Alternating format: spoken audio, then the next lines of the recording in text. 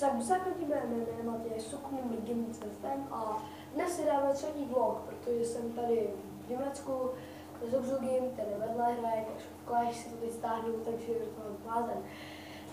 Dáme si tady třetí vlog a o čem vlog bude. Teď 2 dny nevyšel, teď 3 dny už nevyšel Wolfenstein, já mě to hrozný, ne 3 dny ne, jo 3 dny nevyšel Wolfenstein, je to hrozný zločin, ale pokud se to podaří, tak budeme rovnou vedle naraz Wolfensteina. Tak. Jak minulý Wolfenstein byl totálně na hovno konec, protože mi došlo místo, to jste mohli asi vidět v tom vlogu, v druhém vlogu a v autíčku Challenge, takže sorry, no, tak to už nejspíš víte, protože jsem to na YouTube videa. S tou informací někam potřebujete, tak mi to dole v komentářích nehejtujte. Co řeknu, včerejší koupil na čele jsme z Obzugim byli, ty vole, hrozně jsme byli asi ožraný, nám to přišlo, jsme to koukali ráno. Teď jsme jeli sem do Německa, to jste si asi všimli, že je tady trošku jiný prostředí než u doma. A v autě samozřejmě, to jsem taky dělal vlog. Já jsem vám tady chtěla ještě ukázat značku hotelu, ale došlo mi, že vlastně nemůžu, protože tak já jenom tady je ten koupil nový gel, tak jsem si říkal, jestli s ním mám dělat nějaký challenge s Obzugim, ale ne. Jo, a tohle bude pokračování zítra, neboli v sobotu, nevím kdy, bude pokračování koupilova challenge, nebo dneska večer bude asi pokračování koupilova challenge, tak rozhodně si rozchodněte koupilova challenge na můj kanál, to vidíte koupilova challenge. Wow, to byla prdel, no to byla prdel, jsem chtěl koupilova challenge. Už to ještě 2 minutky, tak já už se na ty informace, co jsem vám chtěl říct, na takový úvod. Informace, co jsem vám chtěl říct, první, že tohleto letěna je úplně totálně v pohodě.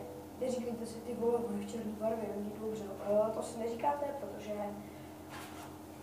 tady mám tohle tečko. Jsem mě už točil, jak jsem mě točil včera vlog, tak můžete si všimnout, že nikdy neumřel.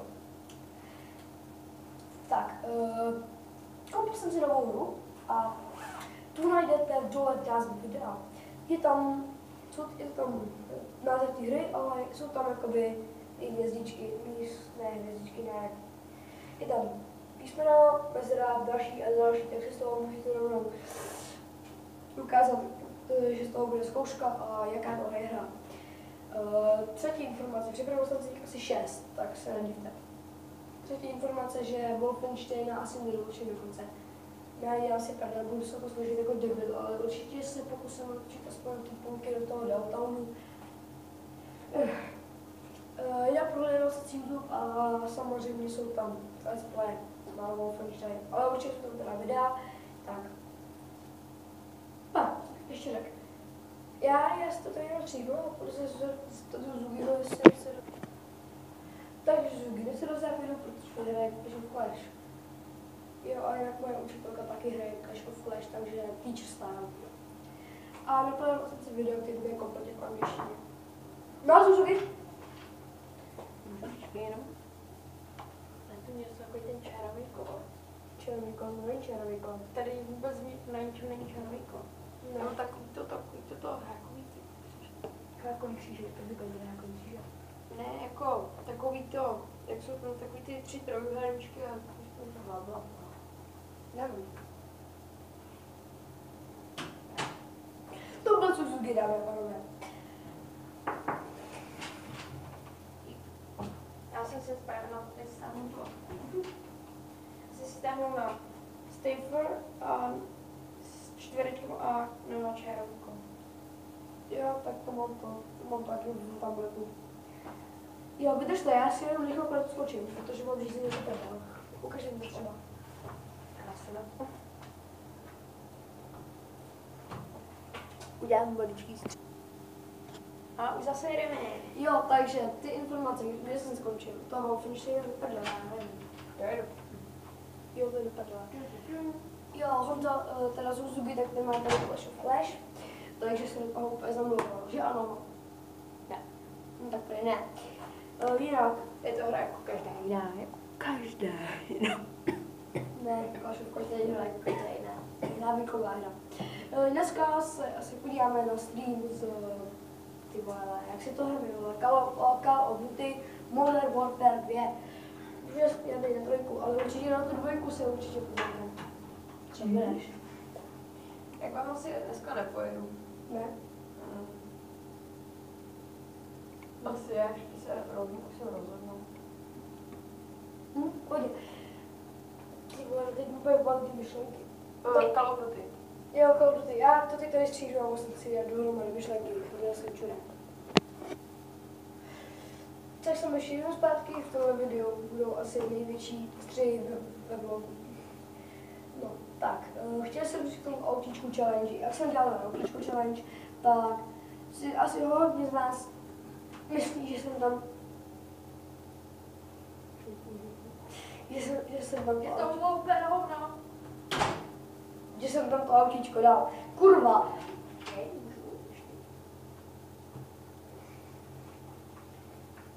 Ne, to si nevezmeš. On je to nechce zamknout, pomoc! No, vypadne, teď se už pomůže ruce. Že jsem tam to autíčko asi dal, ale ani kunda. A autíčko jsem tam nedal, to autíčko tam bylo. Protože mi tam padlo po 7 pokusech, nebo po 6, musel jsem si to krásně otočit, ale padlo tam. Tak a teď ještě poslední věci. Ještě jeden střih, prosím. Takže poslední informace, kterou potřebuje. Ty si druhá postava vlogu. To je můj kanál. Druhá. Jo, bude určitě nějaký vlog na jeho channelu. Bude? Ne. Nebude. Bude jenom Eurotrack. Já můžu tak. Ale to je jako to alfabet nebude, takže no spíš nic, já nevím. Nevím, ještě se dopíráme, ale my teď budeme do bazénu, kolem 10. Kolik hodin už mi hodinky? Kolem 10. Jsi mokrý, já nevím, 42 minut. Za 42 nebo kolem těch 30 hodin. Půjdeme do bazénu a tam určitě něco ještě natočím, ale tuto video musím spíš, jako tam budou Němci, takže... Jo, takže oni pak budou dělat vole německy, co tady dělá ty kuverny. Ale řekněme, ty tě vole zase nám pustíte, nebo vodopád, ne? Tak jo, tak Nebo sorry, ale tak to žádný vlog nebude. Já, takže ale nebo můžeme i tajně, ale to bychom spíš bychom nemluvili, jenom bychom vám to natočili, jak to vypadá. Hej kámo, zase budeme třeba dělat z té rodiny, jak budeme mít tu loď a třeba, že já spadnu na mě, skočíš pro mě a budeš mě zachraňovat. Tak jo, to bude prdel. To bude prdel.